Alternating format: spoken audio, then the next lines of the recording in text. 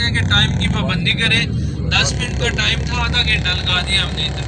تو انہوں نے 2-3 زیارات بیچ میں سکپ کر دینی, آپ کو پتہ بھی نہیں چلنا, آپ کی قیمتی زیارات رہ جائیں گی.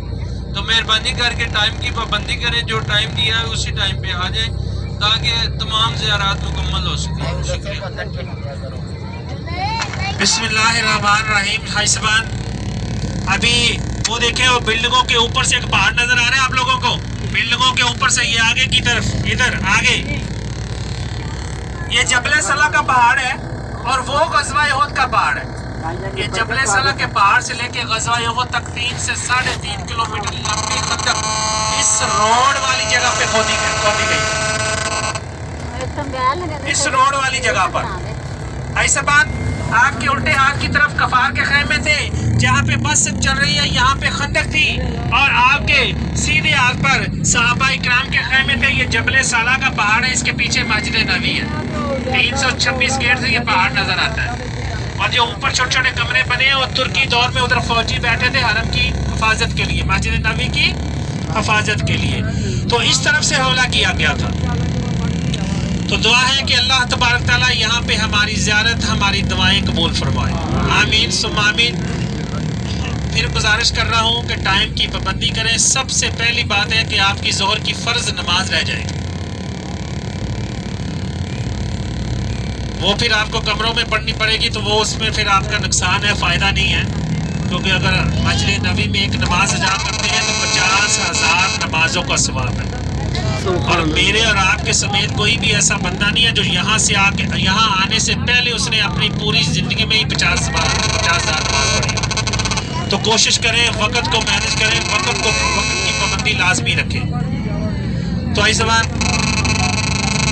مدینہ پاک میں سنت کے مطابق 4 زیارات ہیں,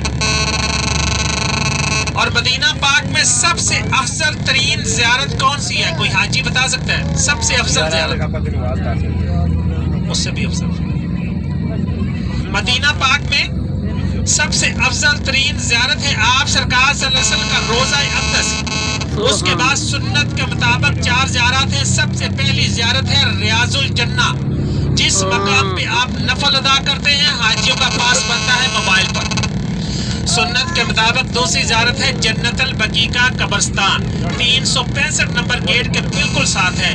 اس کے بارے میں بھی ابھی آپ کو گائیڈ کرتا ہوں. اور سنت کے مطابق تیسری زیارت ہے مسجد قباء, جہاں پہ انشاءاللہ اس زیارت کے بعد ہمارا قافلہ جائے گا بھی. اب 2 نفل پڑھیں گے, مقبول اور منظور عمرے کا ثواب ہوگا.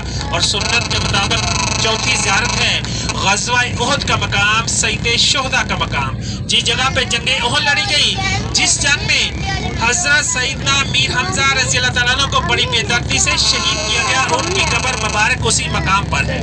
انشاءاللہ آخری زیارت ہماری ہوگی. اس کے بعد جنت البقیع قبرستان کے بارے میں تھوڑا سا بتاتا جاؤں تو مدینہ پاک میں چپا چپا پہ زیارت ہے, اور چپا چپا پہ ادب کا مقام بھی سب سے پہلے ہے. جنت البقیع قبرستان میں کم و بیش 10,000 صحابہ اکرام آرام فرمائے. حضرت عثمان غنی رضی اللہ تعالیٰ عنہ, حضرت امام حسن رضی اللہ تعالیٰ عنہ, حضرت خاتون جنت بی بی فاطمہ الزہرا, آپ سرکار صلی اللہ علیہ وسلم کی پیاری شہزادیاں, ازواج محترات اور اہل بیت اسی جنت البقیع میں آرام فرمائے. اور اس جنت البقیع میں ایک ایسی ہستی بھی آرام فرما ہے جنہوں نے مدینے کا ادب سکھا دیا. وقت کے مالک حضرت امام مالک رحمت اللہ علیہ, جنہوں نے اپنی زندگی حیات میں کبھی مدینہ میں چپل نہیں پہنی تھی, دیواروں کے ساتھ رگڑ رگڑ کر چلتے تھے. پوچھا گیا, اے امام مالک کیا ماجرا ہے, چپل کیوں نہیں پہنتے ہو؟ فرماتے ہیں, ڈرتا ہوں اس بات سے میرے نبی میرے آقا کے قدم مبارک لگے ہیں, ان کے قدموں پہ میرے قدم نہ جائیں, کہیں بے ادبی کے زمرے میں نہ آ جاؤں. انہوں نے ایک حج کیا, حاجت کے لیے مدینہ سے باہر چلے جاتے تھے اور سفر پہ بھی نہیں جاتے تھے. پوچھا گیا ہے امام مالک کیا ماجرا ہے, نہ حج پہ جاتے ہو, نہ عمرے پہ, نہ سفر پہ؟ تو فرماتے ہیں, ڈرتا ہوں اس بات سے میں مدینہ سے باہر جاؤں, میری موت میری وصال نہ ہو جائے, کہیں جنت البقیع نہ مجھ سے چھوڑ جائے. پوری زندگی جنت البقیع کے لیے اپنی مدینہ ہی میں گزار دی. دعا ہے اللہ تبارک تعالیٰ ایسا ادب ایسا احترام ہمیں بھی نصیب فرمائے. آمین ثم آمین. انشاءاللہ قافلہ ہمارا مسجد قبلتین کی طرف رواں دواں ہے. تو اس زبان کون سی جگہ بتائی میں نے؟ مسجد किबलतैन। किबला रुख को कहते हैं, अतनैन अरबी का लफ्ज है, दो को कहते हैं, यानी कि दो तरफा किबला। और हमारा पहला किबला कौन सा था, कोई आजी बता सकता है? पहला किबला बैतुल मुकद्दस फलस्तीन में मस्जिद अक्सा। जब आप सरकार सल्लल्लाहु अलैहि वसल्लम मदीना तशरीफ फरमावे तो 16 से 17 माह तक मस्जिद अक्सा की जानब किबला रुख करके नमाज पढ़ते और पढ़ाते।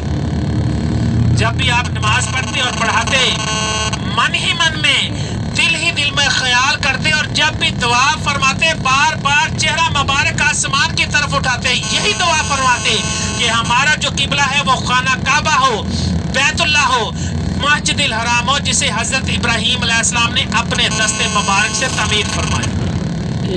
जिस मकाम पर हमारा भी काफिला है, ये साथ ही मस्जिद किबलतैन है, यहाँ पे बनु सलमा का कबीला हुआ करता था, और उस कबीले की एक सहाबा औरत बीमार हो जाती है।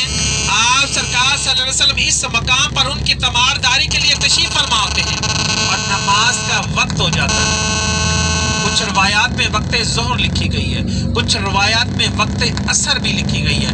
4 रकात नमाज फर्ज अदा हो रही थी, 2 अदा हो चुकी थी, 2 अभी बाकी थी कि अल्लाह तबारक ताला को बार बार आप सरकार सल्लल्लाहु अलैहि वसल्लम का चेहरा मुबारक आसमान की तरफ उठाना और बार बार मन में ख्याल करना पसंद आ जाता है, और वही नाज़िल हो जाती है सूरह बकरा आयत नंबर 144, जिसका मफहूम है कि फेर लीजिए अपना चेहरा मुबारक उस जानब जिस जानब आपका दिल चाहता है, आपका कल्ब चाहता है, मस्जिदुल हराम की जानब।